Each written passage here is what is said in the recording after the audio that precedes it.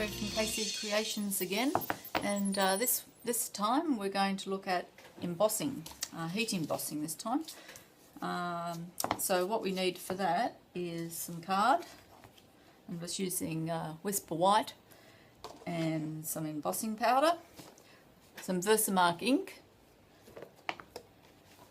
some stamps, and some ink. My trusty embossing buddy, and this time I'm going to use a brayer, but you can do this with sponges as well, so I might do that another time. Alright, so first off, what I'm going to do is use what's it called, flowering flourishes from Stampin' Up, and I think what we'll do is use this big one.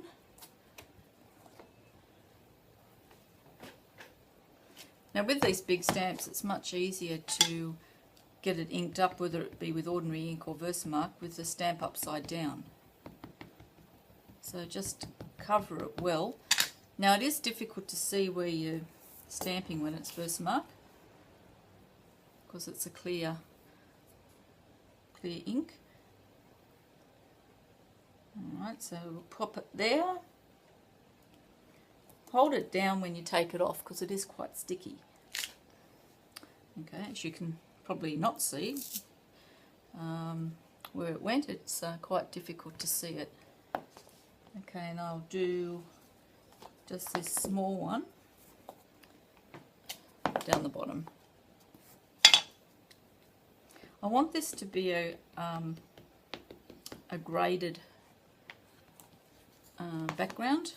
I want it to have different tonings. I'm using Wisteria Wonder and Elegant Eggplant. Okay, so I'm sure you probably can't see the actual Versamark ink, but it's like magic. You will be able to see it soon. Okay, now I've got some clear embossing powder. Because it's white, you don't really need white embossing powder, you just need it clear. If you were doing it on a colour cardstock, you would need to have white if you want it, obviously if you want it to be a white design. Okay, what I didn't show you, and what I should have done, and I always forget, is to rub the cardstock first over with the embossing buddy, and that really does help the powder not to stick where you don't want it to stick. So we'll just have to make do. Just check you've got good coverage. You can usually see if it's good or not. Check there's no splotches either. I always find flicking it gets any loose powder off it, because it really does spoil it, I find. Try not to blow. I've done that before today. Blow while the lid's been open. You end up with it all in your face. So that tends to blow off any loose bits, hopefully. Alright, so next you get your heat tool. Now make sure you move the heat tool around. People use it like a hairdryer and they end up burning the powder. And you can see where it's worked because it raises up.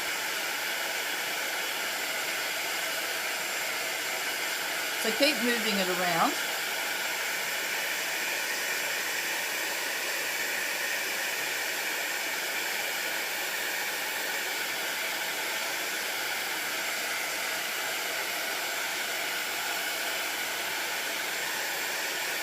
And try not to overdo it, or you will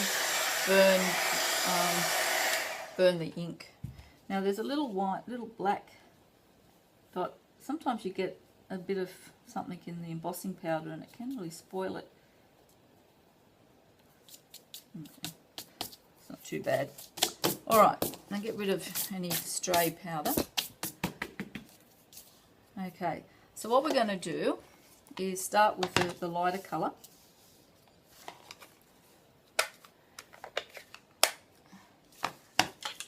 Now when you brayer, make sure you, as I think I've said before, you give it free roll. Now see it's only inked up part of the brayer, so you need it to flick it around, and you can see there it's inked it all up. Right, so start off lightest up one end, work out where you want the top. I like it graduated from lighter down to darker, so I think that was the top of the design. I always brayer it off a bit, particularly with these new inks. They're a lot juicier, the new ink pads, than the old ones. So again, you ink it up.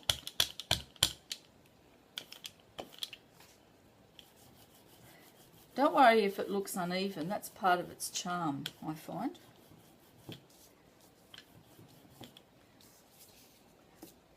Okay, now because I want it lighter there, I don't want to keep going over that section. So I'll start off this end. There's many ways that you can brayer, many different techniques. Depends if you're doing a scene or, yeah, it really depends on what you're trying to do with it.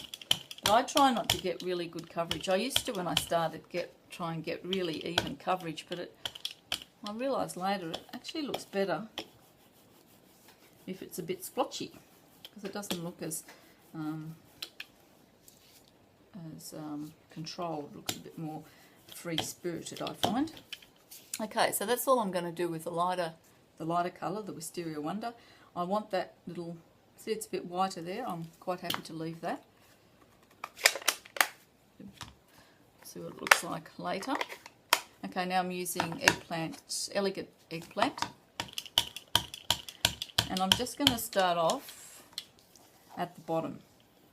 Now that's very dark, so we don't want it that dark.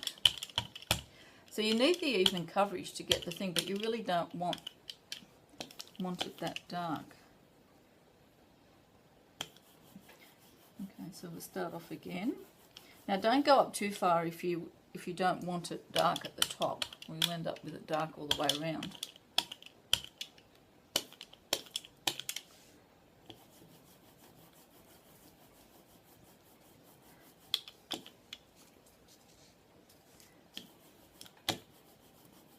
Okay, I'm just doing that a little bit now to blend the two sections in together, because there's not really anything on the brayer at the moment. And that's all you really need to do with the ink. But what I'd like to do afterwards, and all that needs to have happened to it, is to run that under the tap, and that will come lovely and clean.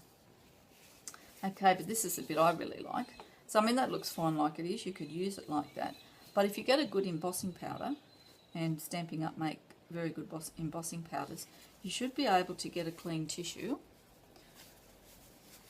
This one's got a bit of ink on it, but I'll use it anyway, and rub very gently over the design, because nothing will stick to the actual embossed area. See how it's really cleaned that up? It'll be a lot more noticeable with this darker section, and it just comes up lovely and bright.